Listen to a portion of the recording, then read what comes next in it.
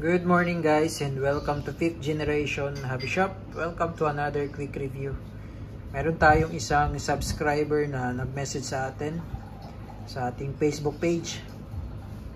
Nag-request siya ng isang quick review ng Glock 19. Actually meron na tayong review nito before nitong Glock 19 na non-blowback. So dahil malakas ka sir kay 5th Gen, ito na po ang inyong request. The Glock 19 Airgun Caliber 4.5mm Steel Ball by Umarex. And so, sa mga wala pang idea kung ano yung airgun na to, ang bala nito ay 4.5mm steel ball. Ayan. Maliliit siya na bulitas. Kumpara sa airsoft, ito yung bala ng airsoft.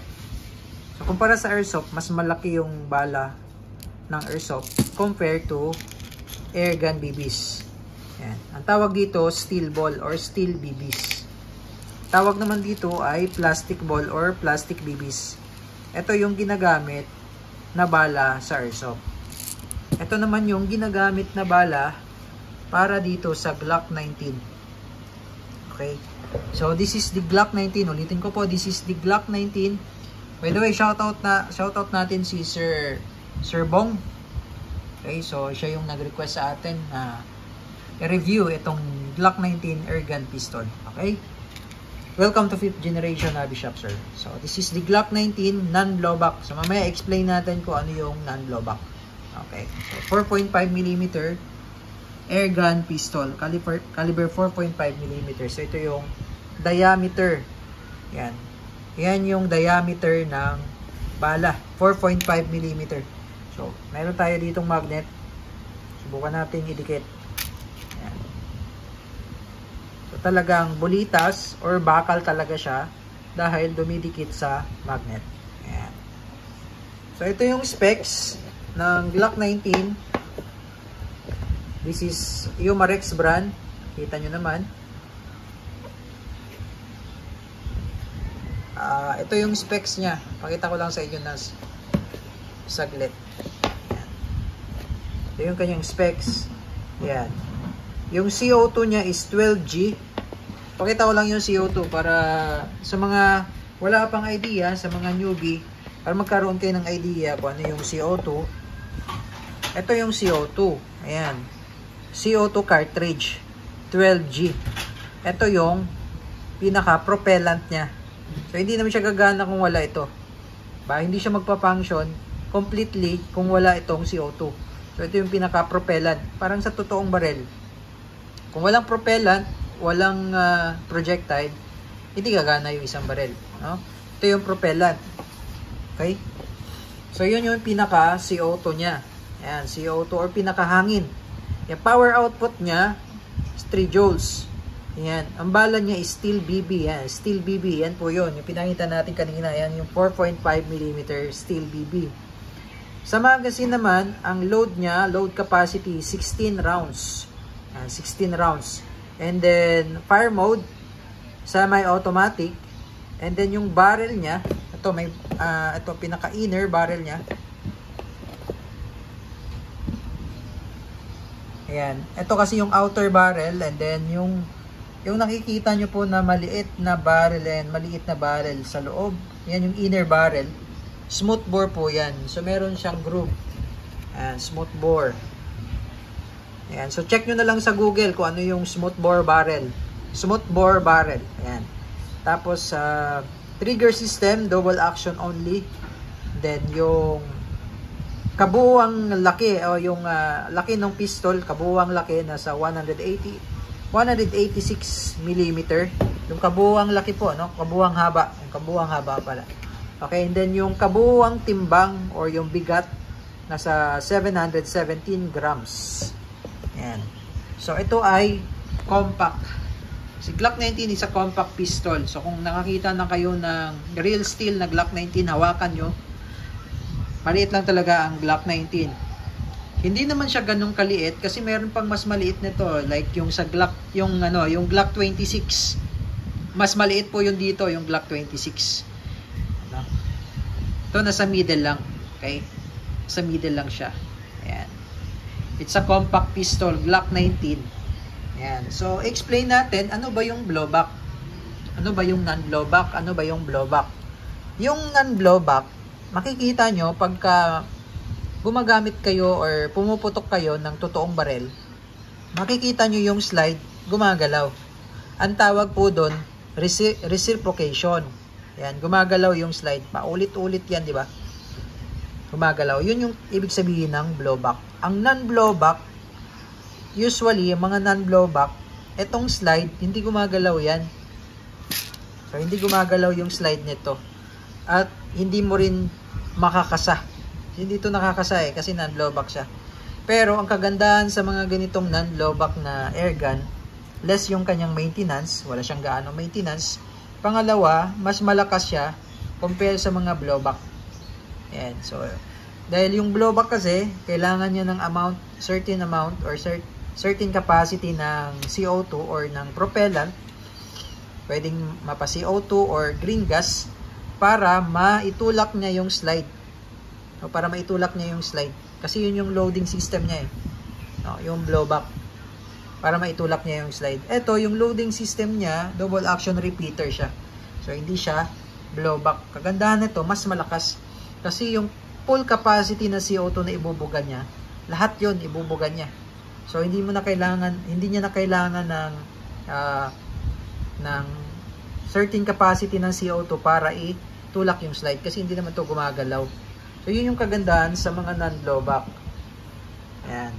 Non-blowback siya, with full markings pa yan ng Umarex. Ito pala ay Gen 3. Okay. Generation 3 po yan. Ayan. Tapos meron siyang full markings dito sa slide.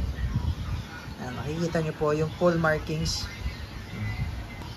Diba? Pulidong-pulido yung pagkagawa niyan ng Umarex. License siya. License ng Glock. Kaya nga, mapapansin nyo dito sa may manual niya. Ayan. Glock talaga siya. Ito yung operating instruction manual. Glock 19 kasi, kumbaga si Umarex is authorized na gayahin yung talagang itsura ng Glock 19 for this specific model. Yan, Glock 19 kasi to. So, meron din tayong Glock 17. Same din sa totoong real steel. Yung real steel na Glock 17 or Glock 19. So, sa unang tingin, hindi mo agad makikilala na ano lang siya, na laruan lang siya, di ba? Sa unang tingin, kala mo totoong baril talaga siya. Yan, dito pa lang sa markings niya, oh, Glock 19. Huwag mo lang titingnan yung barrel. Kasi mapapansin mo kaagad sa barrel, maliit. Yan, maliit yung barrel, pero hindi mo siya papansin, no? Ito yung usually ginagamit sa shooting, no? Sa mga shooting na pelikula. Talagang, ano kasi siya, realistic yung appearance, itsura, tsaka 1.1 scale. Kung ano po yung itsura ano po yung laki ng totoong barrel, same lang sila. Ayan, so, more demonstration lang tayo. Pakita ko lang sa inyo yung magazine, paano yung pag-load ng CO2, and then testing tayo.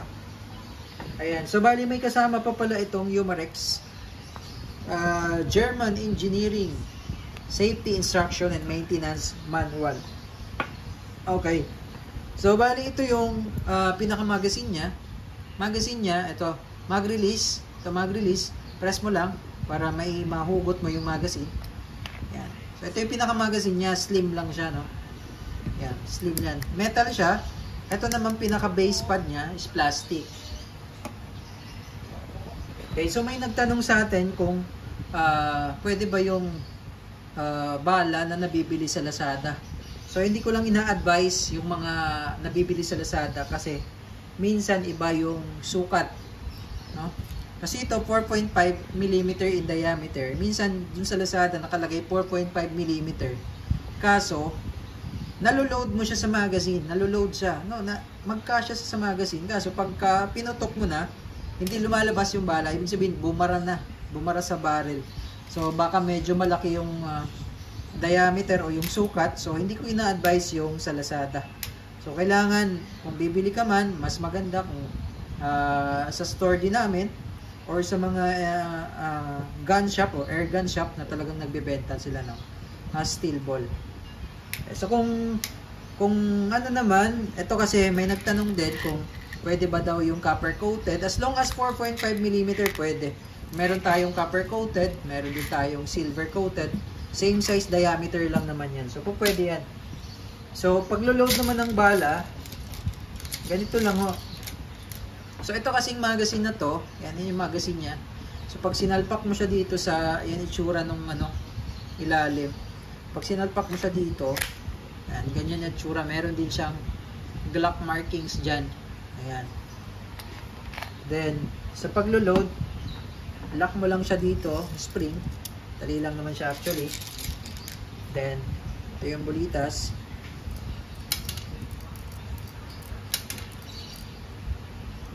Okay. Ayan. So, 16 rounds, no? 16 rounds yung capacity nito. And then, ito, yung pinaka backstrap niya, sa likod nito, yung loading ng CO2. Ito, babaklasin mo lang to. Diyan ang loading ng CO2. Dito natin ilalagay yung cartridge. CO2 cartridge. Ayan. Ayan. Tapos, ito, meron siyang Allen screw. Then, dito sa may backstrap, meron siyang Allen wrench. No, Allen wrench. Napaka-convenient niya. Yung iba kasi, bukod yung bukod yung Allen wrench na nakahiwalay. Dito sa may backstrap lang. Ayan. So, niluwagan ko muna para mag-fit yung CO2. Magkasya siya dyan. Tsaka ko siya ipitan. Pero, bago ko ilalagay yung CO2, pinapatakan ko muna yan ng oil. So, ang purpose ko kasi yan para malubricate din yung, may o-ring kasi yan dyan. May parang rubber o-ring niya para malubricate. Then, load natin yung CO2. So, sa mga nagtanong kung pag nilagay mo na ba yung CO2, kailangan mo i-consume kaagad. Hindi naman kailangan i-consume kaagad. Kung hindi, halimbawa, hindi mo maubos in one load. Kasi itong isang CO2, good for 60 shots, more or less. Pag hindi mo maubos, halimbawa, nakailang putok ka lang, then, ayaw mo na, pwede mong i-stock yan. Ngayon, pagka, halimbawa, binalikan mo kinabukasan, or medyo matagal mo siyang nabalikan, halimbawa, sabihin na natin 2 to 3 days, so 3 days, tapos pag check mo wala ng CO2, ibig sabihin, automatic siyang nag-i-evaporate. Automatic kasi yung nag-i-evaporate yung CO2. Pero pwede mo siyang i-stock pag hindi mo siya maubos agad or ma-consume. Walang problema doon. Automatic lang kasi siyang mag-evaporate. Okay, so higpitan na natin. Ayan, tamang higpit lang din. Huwag mo siyang talagang hihigpitan kasi po pwedeng mag-expand yung bulb. Mag-expand yung bulb dito. Yung kulay green kanina na pinatakan ko ng oil. Ayan. So, bali flip mo lang siyang ganyan. Tapos, lock lang. Ayan. So, check natin. So, ito yung non-blowback, din na siya nakakasa. Ayan. Wala din siyang safety. No? Wala siyang safety. Hindi katulad ng ibang unit na may safety siya dito. Pero, ang kagandahan niya, as long as hindi mo pinasok yung trigger finger mo dyan sa trigger, hindi naman yan puputok. Ayan. Kasi meron siyang trigger safety. Ito, yung trigger safety. Ayan. Ang tawag po dyan, trigger safety. As long as hindi mo pinasok yung trigger finger mo dyan, hindi puputok yan. Dahil, kailangan kasi yung mag-level muna siya dito sa trigger bago siya pumasok. Ayan. Katulad niya, no? Hindi siya pumapasok, diba? Kasi humaharang kasi yan. Ayan. So, check lang natin. Wala naman siyang magazine. Check natin kung talagang nag-punctured na yung CO2. Ayun. So, punctured na. So, yun yung tunog. Medyo malakas yung tunog niya at sa power naman, check natin, susubukan natin kung gaano siya kalakas. So, request din ni sir na i-testing natin sa lata. So, hanap tayo ng lata na pwede nating target. So, ito sir, may nakita tayong lata dito. Lata ng Jolly. Ayan, medyo makapal to sa lata ng sardinas. Tingnan natin kung tatagos pa rin dito yung bala.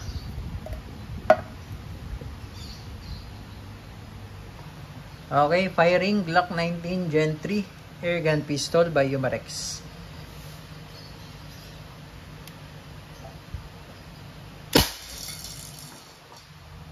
Okay, check natin. So ito, nabuta siya, first layer. Then muntik na siyang tumagos. Dito yung bala sa loob. Muntik na siyang tumagos. Medyo makapal kasi itong lata na to. Yan. Mag-dense lang. Yan, mag-dent lang siya. Okay, sa trigger naman niya, napaka-smooth lang yung trigger niya. Napakalambot niya lang kalabitin. Okay, so putok natin hanggang sa maubos yung bala.